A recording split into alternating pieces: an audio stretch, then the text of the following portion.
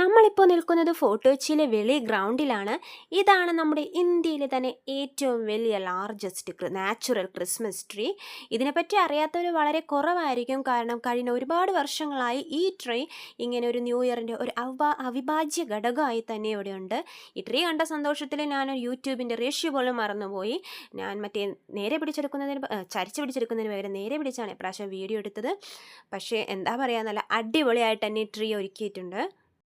ഇപ്രാവശ്യം നല്ല ബ്ലൂ തീമിലാണ് ഈ ക്രിസ്മസ് ട്രീയെ അലങ്കരിച്ചിരിക്കുന്നത്.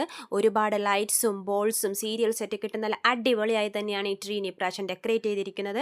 ഇത് കാണാൻ വേണ്ടി ഒരുപാട് ഇന്ത്യയിലെ തന്നെ ഒരുപാട് ഇന്ത്യയിൽ മാത്രമല്ല പുറത്തു നിന്നുള്ളവരും അങ്ങനെ ഒരുപാട് പേരാണ് ഫോർട്ട് കൊച്ചിയിലോട്ട് വന്നുകൊണ്ടിരിക്കുന്നത്. ക്രിസ്മസിൻ്റെ സമയത്ത് ഈ ഫോർട്ട് കൊച്ചിയിലോട്ട് ഒടുക്കത്തെ ബ്ലോക്ക് ആയിരിക്കും. കാരണം ഈ ട്രീയുടെ ഇനോഗ്രേഷൻ കഴിഞ്ഞാൽ പിന്നെ നോക്കണ്ട, ബ്ലോക്കിൻ്റെ സമയം കൂടിയാണ് ഫോർട്ട് കൊച്ചി. അവിടെ നിന്നൊരു ലൈറ്റ് എത്തുന്ന ഒരു കണ്ണടയും മേടിച്ച് പിള്ളേർക്കും വെച്ച് കൊടുത്തപ്പോൾ അവരങ്ങോട്ട് ഹാപ്പിയായി.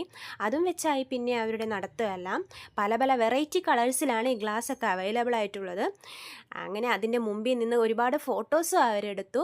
ഇത് കണ്ടോ, എന്ത് ഭംഗിയാണെന്ന് നോക്കിയാൽ നമ്മുടെ ക്രിസ്മസ് ട്രീ. ഇവിടെ തന്നെ ഇലക്ട്രോ ബാറ്റിൽസിൻ്റെ ഒരു സ്റ്റേജ് പ്രോഗ്രാമും ഇവിടെ അടുത്ത് നടപ്പുണ്ടായിരുന്നു. അത് കാണാനും ഒട്ടനവധി പേരാണ് അവിടെ ഇരിക്കുന്നത്. നിങ്ങൾക്ക് കാണുമ്പോൾ തന്നെ മനസ്സിലാവും ഒടുക്കത്തെ ബഹളമായിരുന്നു ഇപ്രാവശ്യം. ഇത് ക്രിസ്മസ് ട്രീയുടെ ഇനോഗ്രേഷൻ ഞങ്ങൾക്ക് പോകാൻ സാധിച്ചില്ല. അതുകൊണ്ട് ഞങ്ങൾ ഇന്നലെയാണ് ഈ ക്രിസ്മസ് ട്രീ കാണാൻ വേണ്ടി പോയത്. ഇത് അവിടുത്തെ സാന്റാക്ലോസ് ആണ്, പപ്പാനിയാണ്. 3 പപ്പാനിയെ ഇവരിവിടെ ഗ്രൗണ്ടിൽ വെച്ചിട്ടുണ്ട്. കണ്ടോ, നല്ല ഭംഗിയായിട്ട് തന്നെയാണ് അവരിതിനെ വെച്ചിരിക്കുന്നത്. എന്ത് ഭംഗിക്ക് അവർ അലങ്കരിച്ചിരിക്കുന്നതെന്ന് നോക്കി. അവിടെ നിന്നൊരു കുലുക്കി സർബത്തും കുടിച്ച് ഞങ്ങൾ അവിടെ നിന്ന് ഒരുപാട് ഫോട്ടോസൊക്കെ എടുത്തിട്ടുണ്ട്. ഇതിന് മുമ്പുള്ളൊരു വീഡിയോയിൽ ഇത് ഞാനിപ്പോൾ ട്രീയുടെ സൈഡിലുള്ള വീഡിയോ ആണ് അപ്ലോഡ് ചെയ്തിരിക്കുന്നത്. ഫ്രണ്ട് സൈഡിലുള്ള വീഡിയോ ഞാൻ ഷോർട്ട് ആക്കിയിട്ട് നേരത്തെ യൂട്യൂബിൽ അപ്ലോഡ് ചെയ്തിട്ടുണ്ട്. അത് കാണാത്തവർ അതും കാണുക.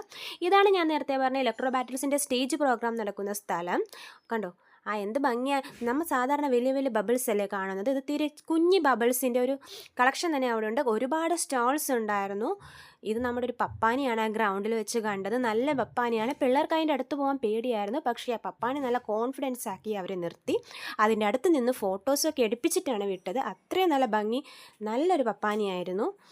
പിന്നെ എന്താ, ഇത് നമ്മൾ തിരിച്ച് വന്ന വഴിക്ക് അവിടെ ഒരു അമരാവതി ഗ്രൗണ്ടിലുള്ള ഒരു നല്ല ഭംഗിക്ക് തന്നെ ഒരുക്കിയിട്ടിരിക്കുന്ന ഒരു സീരിയൽ സെറ്റും കൊണ്ട് ഉണ്ടാക്കിയ നല്ല ഭംഗിയാണ് കാണാൻ. നോക്കിയേ, നിങ്ങൾക്ക് കാണുമ്പോൾ തന്നെ റോഡൊക്കെ ഫുള്ള് ലൈറ്റും കൊണ്ട് ഡെക്കറേറ്റ് ചെയ്തിരിക്കുകയാണ്.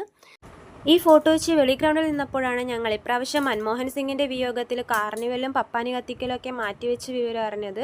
അപ്പോൾ അതെന്താണെന്നൊന്നും അറിയത്തില്ല. അപ്പോൾ എന്തായാലും ഞാൻ അഡ്വാൻസായി തന്നെ എല്ലാവർക്കും ഐശ്വര്യത്തിൻ്റെയും സമൃദ്ധിയുടെ ഒരു പുതുവർഷം ഇപ്പോഴേ നേരുവാണ്. ചാനൽ സബ്സ്ക്രൈബ് ചെയ്യാത്തവരുണ്ടെങ്കിൽ സബ്സ്ക്രൈബ് ചെയ്യണേ. എല്ലാവർക്കും നന്ദി.